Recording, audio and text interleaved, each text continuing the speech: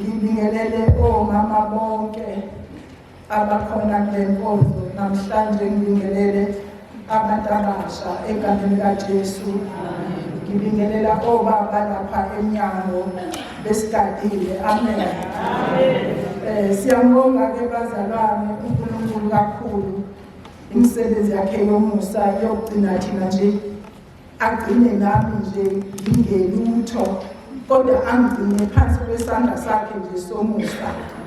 Siyabonga bazalwane, nginikwe isihloko nabangcwele sokukhulisa abantwana umama eyedwa engasekho ubaba. Amen bazalwane.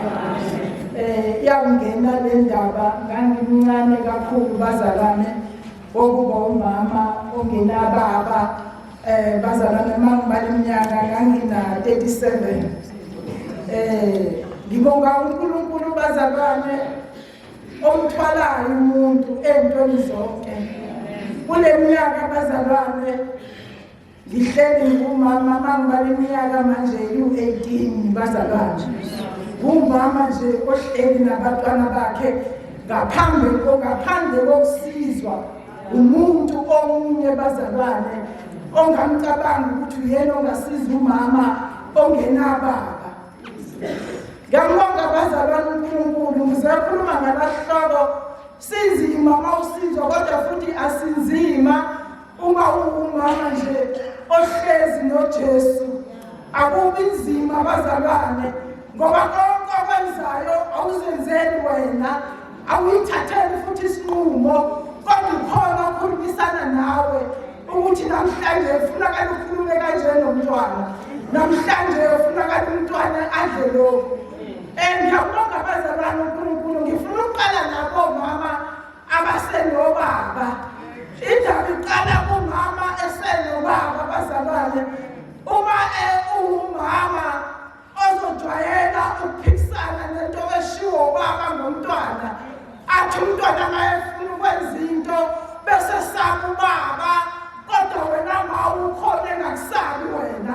Wena mama uthi umntwana mayezokwenza into uthi make wakubona nje ubaba wakho. Uyikhohle wena mama uthi wiso likababa. Indaba iqala ubaba sekhona, ujwayele ukuthi umntwana mayefuna ukwenza into uthi ubaba wakho nje make wakubona. Makuyingane yomfana azongena amantombazane bese uthi qashisela ubaba wakho.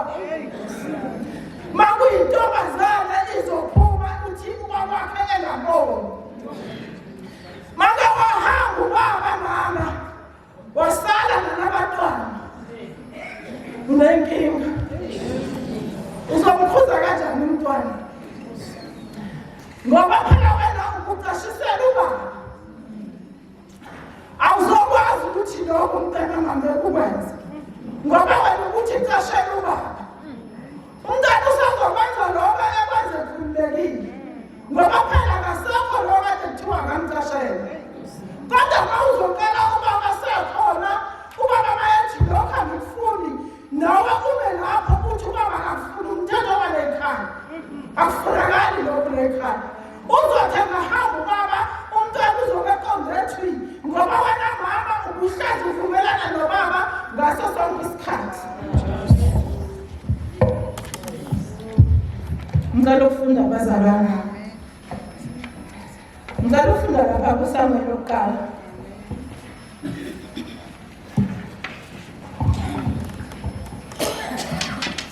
Ngicela ufunda kuSamuel lokuqala bazalwane.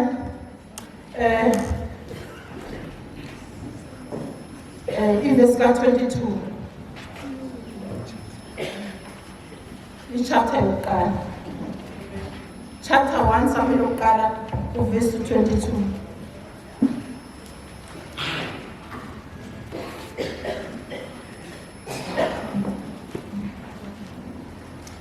Kepha uHana akenyukanga ngokuba wathi kumyeni wakhe hayi aze alunyulwe umntwana. Khona ngiyakumyisa ukuba abonakale phambi kukaJehova ahlale khona njalo. Amen. La bazalwane sithola uHana uvumelane nobaba la ukuthi lo mntwana mayetholakala uzonikela ngaye. Ubaba uyamkhumbuza manje siyathola uma uyifunda lapha indaba ubaba ubenyuka eyakonikela kuJehova ephethe zonke izinto ezimnikele. Usakhumbuza unkosikazi ukuthi na ungakhohlwa ukuthi ngesikhathi kade ukhulekela lo mntwana uthe uzonikela ngaye. Uyamkhumbuza ukuthi-ke fanele wenze njengesivumelane osivumile kuJehova ukuze uthele lo mntwana. Manje uHana uyaphika lana uthi angazomhambisa lo mntwana ngizomlinda ngimcelise noma kuthiwa ezalukile khona uzomsusa kuqala ebeleni kuyibande ngimhambisa ngiyonikela kuye. Ngisafuna ukumcelisa kuqala aze aneliseke yibele likanina ahambe lapho esenomsonto wonke azothola mina mama wakhe. Uthi ngizomhambisa eseyekungcela angazomhambisa kwamanje. Manje ngiyayibheka le ndaba bazalwane ukuthi ngesikhathi umntwana ezoyeliswa ibele kusuke kungekho ubuhlungu umntwana ngoba ibele kusuke kuyinto eseduze kakhulu nonina nomntwana. Kodwa uthi yena ngizomhambisa nje eseqedile. Mayemnyelisa umntwana ibele uyanikela ngaye uthi sekwanele uyabona ukuthi lo msonto awuthole kuyo sekuyiwona wona naye nikele khona uzokwazi ukumelana nazo zonke izinto azobhekana nazo. Ngifuna ukuthi omama masikhulisa abantwana ake siqaphele ukuthi lokho esibacelisa kona kugcile kangakanani emzimbeni wabo, kuwumsonto ongakanani, kunawona amandla wokuthi la ubanikela khona bazokwazi ukuma. Uma ukhipha umntwana useyunivesithi lokho kade umcelisa kona la endlini uzokwazi ukumela laphaya. Ey'ntweni zonke azobhekana nazo uzokwazi ukuma. Sithola abantwana abazalwana bathi gcwele umgwaqo ngenxa yezimo abanye abazange bakuthole umncele okwanele.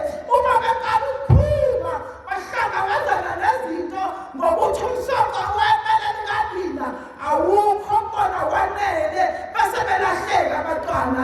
Wala noma ngabe ubesenkonzweni kangakanani ekhaya kodwa bayaphuma usumnikela uzohlangana nezinto zangaphandle. Yingakho ngithe qala uvumelane nobaba ekhaya wazi ukuthi ubaba mayethi nawe uzoba lapho. Isihloko engizokhuluma ngaso ukukhulisa umntwana umama uwedwa bazalwane. Iyangithinta le ndaba ukuthi bazalwane kwesisikhathi ukuthi uyangikhulisa umntwana ngendlela ekuyiyona kodwa uthole ukuthi unikela ngaye awukakancelisi ngokwanele. Akakanceli akakafiki la kufanele ufike khona. Uyamkhulisa kodwa akakakhuli ngendlela okwanele. Kushaya isikhathi sokuthi uyanikela ngaye kodwa akakakhuliseki umntwana. Umsoco ongibona wona awukakabi bikho. Manje bazalwane uma uhamba nje umama endleleni uhleli nabantwana iba nesibindi. Iba nesibindi. Qina. Lawo mazeyo washithe uNkulunkulu wathi qina ube nesibindi. Wayazi ukuthi endweni zokuhlangabezana nazo akuzoba lula. Kuzoba nzima. Kodwa uthi wena qina. Mawungaba ongaqinile ngeke ubakhulisa abantwana. Mawungaba oyigwala ongenasisibindi ngeke ubakhulisa abantwana. Kufuneka ube nesibindi. Kwazi ukuthi ngizolwela leli khaya khona ngingedwa. Ngizobakhulisa labantwana khona ngingedwa. Thola ukuthi umama ngoba ungabi nesibindi sokukhulisa abantwana sokumele indawo yakhe. Alahlele umama abazalwane. Etha umama emuhle njengathi kanje alahlele umama abangcwele ngokuthi baba kasekho. Thola ukuthi usazothola ngisho uthando okungelona uthando. Yena ukuthi ufuna ukukhulisa labantwana. Uzolithola abazalwane usuthi uthanda umuntu ungamthandi. Ufuna ukusizwa. Ulahlekela uKristu engqondweni yakho. Uma uKristu obuwe ngeke ufune uthando ongekho. Kahle lo muntu angimthandi. Awuthandi lo muntu kahle. Kanti ufuna ukusizwa ukhulise labantwana. Ulahlekela uKristu kuwena. Uma unoKristu ngeke uhambe ufuna uthando ongekho abazalwane. Ngeke ucabanga ukuthi kulapha ezinye ingane zabanye amakhosikazi ngenxa yengane zakho. Awucabangi ingane ukuthi ingane yakho mayisifundile. Ifundiswe loya baba. Ezabe yababa ingane zakafunda. Wamthatha wena lo baba ozokondla zakhe ingane. Mase ihamba ngamoto ezakhe ingane ezala yababa mhlawumbe isemgaqweni. Uthini lembeza wakho? Uzothini uzobonga abantu bazalwane? Ngiyajabula ngesikhathi abantwana bebonga. Bathi siyabonga ngoba kuloko esiyona akunababa usibani esibongayo. Sibabonga wethu nje asebenze ejardini. Ngiyakhumbula ngelinye ilanga abazalwane. Ngiphuma ejardini. Ubaba nje uyangazi 2004 shona umyeni wami. Uyangazi lo baba, wangibingelele uyakwazi ukuthi umyeni wami bebazi. Angibingelele angibuza impilo makhothujana. Angikhwele ethi isondela la. Ngiyake ngihlele emotweni. Ungubo wayengenayo nemoto bangcwele. Ngiyedwa baba emotweni afika athatha indali yakhe lapha ayivule phakathi akhipha 200. Athi mama wophathele ingane uswidi. Ngithi ingane zami zidla uswidi ka 200. Wena ukhulume ngaleso sikhathi nje. Ngibuza ukuthi umzwa ngobani? Umtshela ubani? Ngabuza ubani uma uhamba nawe. Umtshela ubani ungizwa ngobani? Ngabuza imibuzo eminingi ilandelana. Umtshela ubani ungizwa ngobani? Uzwe kuthini zakho zifuna uswidini. Bazalwane, esikhwameni engangisiphethe angikhohlwa kwakuwumhla ka-27 inyanga isizophela. Ngangiphethe isigaxa se-anyanisi. Ngithathe kamlungu ejardini. Ngiphethe utamatisi owodwa. Ngiphethe izambane elilodwa. Ngiphethe iphakethe lesopo. Ngizofika ngicocele izambane elilodwa ngihlanganise nalo anyanisi owodwa nalesigaxa sodwa sikatamatisi. Ngifake leli sopo zilale edlile ingane zami. Kodwa wathi uma ingole lo 200 khona ungawuthathi. Ezakhe ingane ezoba ayisweet ngaleli zodwa lezodwa omthathe ejardini. Ngifuna ukuthi nomama imani nigcinile nibuye nizama ukubonga. Bonga uNkulunkulu akunika bona ngaleso sikhathi ngoba yena unamandla unamacebo ngawe. Bazophula abantwana khona kuleso simo sinjalo. Namhlanje ngangifika abantu abaningi batshela ukuthi niyazi namhlanje unobaba ongisukelile wenza kanje. Bethi besofika esibuze mawusufeluleni so-plastic ukuthi baphiwe ubani labo plastic ngoba siyazi ukuthi awukakaholi. Nkosi yami.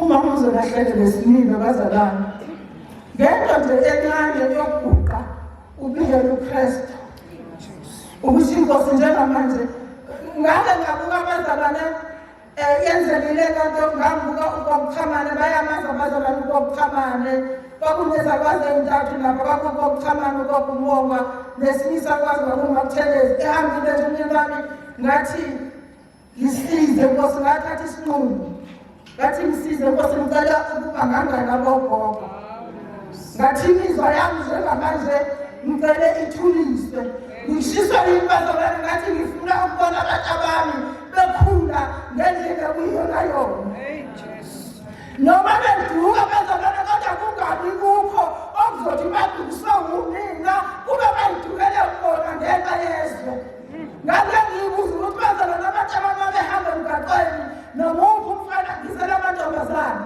yamuphi umfana azobisa intombazane yami uzothi vele uma wakho siyambona nawe lana ngithi sengigqokile sengimhlophe kanje ngihambe bese abantu bengikhomba kanje uyabona umuntu beyisekhomba kanje athi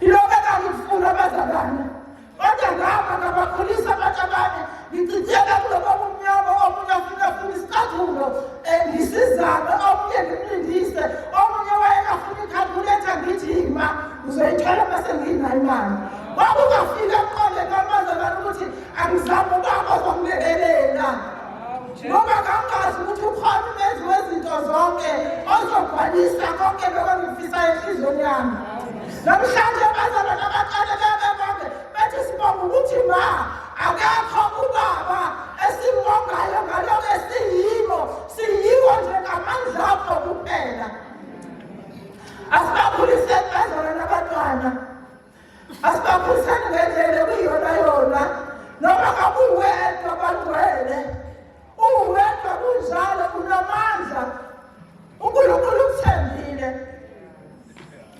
lapha yabazalwane uMakhosi amvulele Marcos 4 amvulele Marcos 4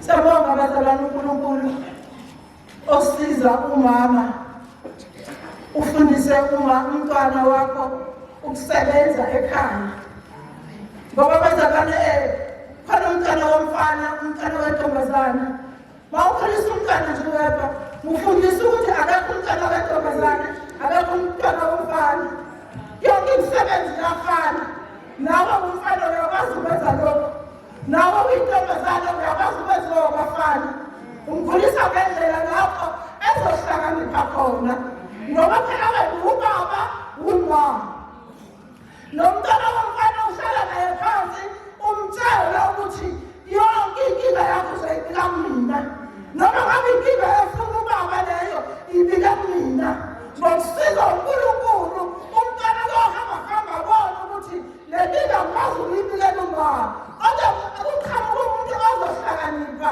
azosiza umntwana womfana ngaleyo ndlela kodwa wena mawuzomfundisa ukuthi umntwana uzoyivumela azibonele abazomsiza uzosizwa abantu abazokufaka endleleni lena wena ofuna ahambe ngayo. Amen. Bazalwane ngithanda ukuzoqala esibili Marcos esibili no chapter 4 yabazalwane ngibeka lana-ke bangcwele ukuthi umuntu wesifazane nje wayethenjiwe kwasekuqaleni wathenjwa ekuqaleni kuze kutholakala ukuthi akebe ngumsizi kababa ingenxa yokuthenjwa komuntu wesifazane. Ngibuka la kuMakhosi bazalwane amakhosi esibili chapter 4 uvesi wakhona u-18 kwathi umfana esekhulile waphuma ngelinye ilanga waya kuyise ubavuni wathi kuyise ngafa ikhanda wayesethi encekwini yakhe ngiyise kumina yamthatha yamisa kunina, wahlala emathambeni akhe baze baba semini wafa umfana. Ngibeka ukuthetha ke labazalwane ngaphandle kukamama ikhaya alimi. Uyabona mahambe kuqala umama uyama alimisa ikhaya, kodwa mahambe umama lelo khaya bazalwane uqala nje kubonakala ngesikhothe baleni, kubonakala engadini ukuthi cha umama akasekho la. Uyothi ubona amaphepha egcekeni sekusho nje ngokusobala ukuthi akasekho umama lekhaya. Manje nibuka-ke umntwana lana obetholakale nje nesipho kumama, lesithi ngesi sikhathi useyagula umntwana, uyathathwa uyiswakise, mayefika ubaba akanawo amandla okusiza umntwana. Uthi museni unina, ukhuluma ngeqebu uthi mhambiseni kunina. Umntwana uyazibika kubaba ukuthi ngafa baba, akakwazi ukumsiza, akanamandla, kodwa uthi mhambiseni kunina. Mayefika kunina abazalwane embona unina, uyambona nje uyathula umntwana, umbonile unina uthula ithenya, azobuka umntwana uyathula lapho emathambeni kanina. Ngibuka ukuthi bazalwane lana sifanele ukubakhona abantwana bethu ngothando. Noma ngabe unasifo sini umntwana, kunabantwana abanezifo zamadrasi, kunabantwana abanezifo ezihlukene bangcwele, kunabantwana abanezifo zocansi, kunabantwana abazalwane abanesifo nje sokungezwa, kunomntwana onesifo nje sokuthanda abantu besilisa, kunomntwana onesifo nje sokungalaleli, sokugebenga. Kodwa mayefika baba uthi baba mhambiseni kunina. Ezini umntwana ethi ngabeka uthi baba nje mhambiseni kunina. Mayembona unina uyathula umntwana, alalele unina, umbone nje akathuli bazalwane, ukhuluma noNkulunkulu. Masiyifundele indaba siqhubeka naye, siyathola ukuthi umntwana wagcina evukile.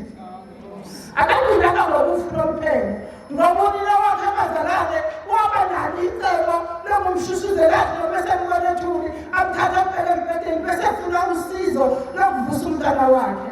Simele bomama ukubavusa abantwana bethu ekufeni abakubo. Lapho begula khona simele bazalwane ukubakhona abantwana bethu baze bafike ukuvuka, ngoba labakhulisa umntwana umama wedwa akukho nzima, akukho lula futhi, kodwa ngifuna ube noKristu. Uyakhuluma nabantwana, ukhuluma ngoKristu, noma ngabe uphume wabheka le usalumema wena ngomkhuleko, umkhulekele ngisho selaphi, umkhulekele noma engekho, uzunyonyobe ume laphambi konyawo wekamela lakhe, ukhuleka wenelele, uzokwazi ukumthwala umntwana. Uzobona abantwana besimama ngelinye ilanga bazobonga bethi siyambonga uma wethu owasikhipha kuleya ndawo, kade uwedwa futhi la uwedwa khona abazalwane, ila unamandla khona kakhulu. La nje uwedwa ila unamandla khona kakhulu, ngoba usuke unobuhlungu. Unobuhlungu ngokuthi usuwedwa, unovalelwa ukuthi labantwana uzobamisa kanjani, kodwa uNkulunkulu uyakupha amandla, awuphumuli ubusuku nemini, ukhulekela labantwana.